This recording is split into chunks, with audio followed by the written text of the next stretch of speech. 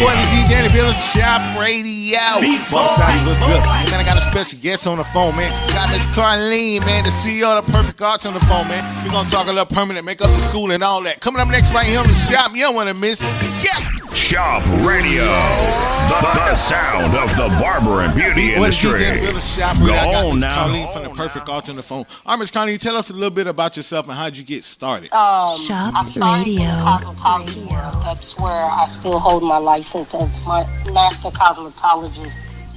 I graduated from beauty school in 2017. Okay. And did hair for 2 years, and then I went into the barbering world. Oh, wow. Where I was a barber for a little bit over a year. Okay. Laying down one night and permanent makeup came across my timeline on Instagram. Never heard of it before, not even in beauty school, and it sparked my interest.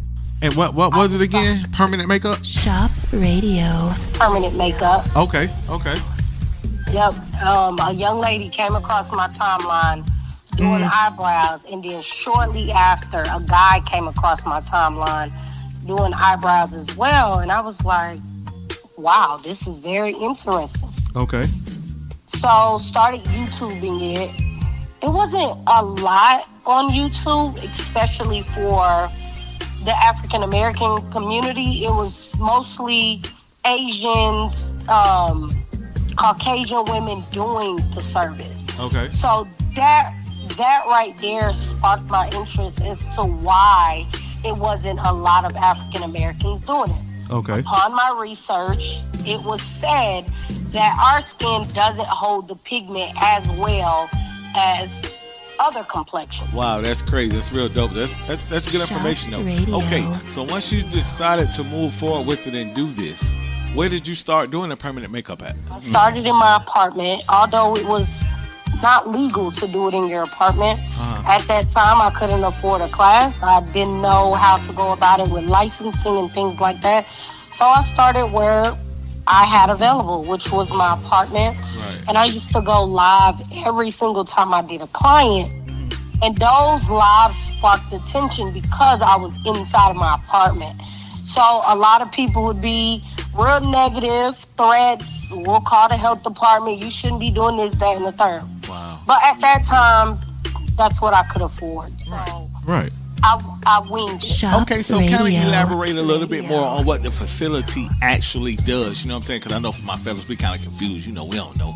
And for my ladies, too, you know, kind of tell them exactly what you guys do with the permanent makeup at your facility. So permanent makeup is broad. So we're a permanent makeup facility, and then we also are a paramedical facility. So we treat clients that's had mastectomies and they need their areolas reconstructed. Okay. We treat people that has had scars and we camouflage their scars. Okay. We treat people that have stretch marks that want to minimize the appearance of stretch marks. Women that's never had eyebrows, we construct eyebrows for them, lips. So permanent makeup is so behind that we do not have a permanent makeup board in the state. Like how each state got a cosmetology board, or each state got a aesthetic board or a barber board. Correct. We don't have a board, and we don't fall under them. So that was one of the biggest things we're trying to see, where would you place it, because it's so under-regulated. Correct. But my fight to Georgia was, Shop Radio. if a medical doctor has to have a license in order to inject you or anything like that, we are using a needle in a machine, injecting ink into somebody's skin. Correct. If even a tattoo artist has to go through some type of apprenticeship or something, why don't PMU artists have to go through something like that? Right. I agree. Okay, so seems like things are going pretty good for you guys. You know what I'm saying? How do you feel about the future and how things are moving? So I feel like we're moving in the right direction. We have our very first school, which I own. And like the guy said from the board, he says this is just the beginning. The fact that the board even approved it and gave me state accreditation we're moving in the right awesome, direction. dope story, girl. You pretty much answered all my questions I had. Like in the story, you know what I'm saying. I don't even know where to go from here, but check it out. Okay, so Shop Radio. wow, that is dope. So what inspired it? Like, because I'm hearing you say you were a barber first. So was it a financial thing where you're like, man, hey man, I ain't making enough money, or you just didn't enjoy doing the barber thing like you do makeup? If I want to be quite honest, it was the financial part of it. Right.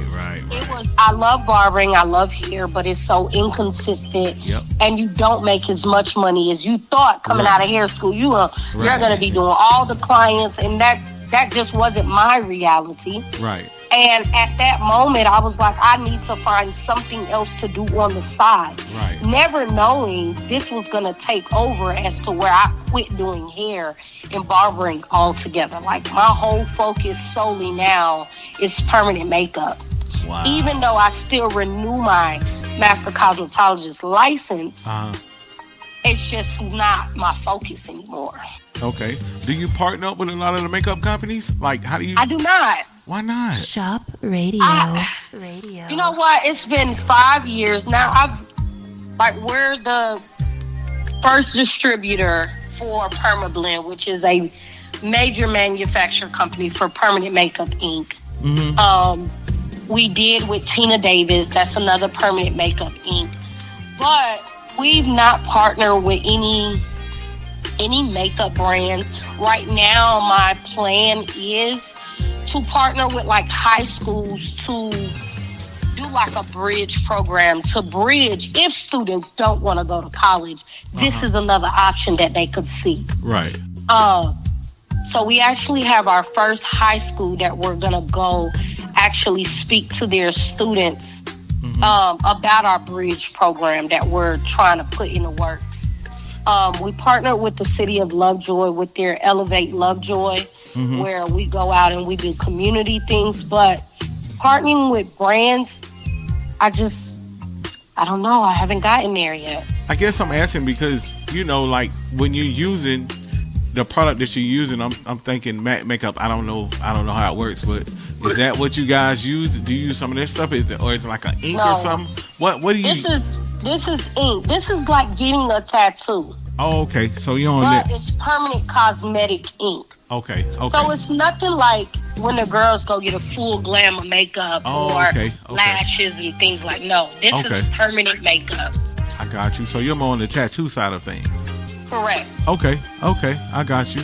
Then I think I saw on your gram or something I think you colored a young lady's eyebrows or something like that. Correct. Okay. Yep, okay. That's So what we are. okay, I got you. Okay, so tell the people where you're located and how they can reach you. We're located in Hampton, Georgia. That's about 30 minutes from downtown Atlanta. Okay. And just be on the lookout because I don't think this is going to be our last location. Wow. We're going to only get bigger and better. Shop I know Radio. that's right. On to bigger and better things, baby. Okay, I saw you did Bronner Bros New Orleans this year. Kind of talk about that experience a little bit. So, coming from being a beauty school student and going to Bronner Brothers when I was actually in hair school, and then to turn around 5 years later to be invited to actually teach about owning a school, it was a full circle moment. Right. When I tell you it was the best, Really? I think one of the best events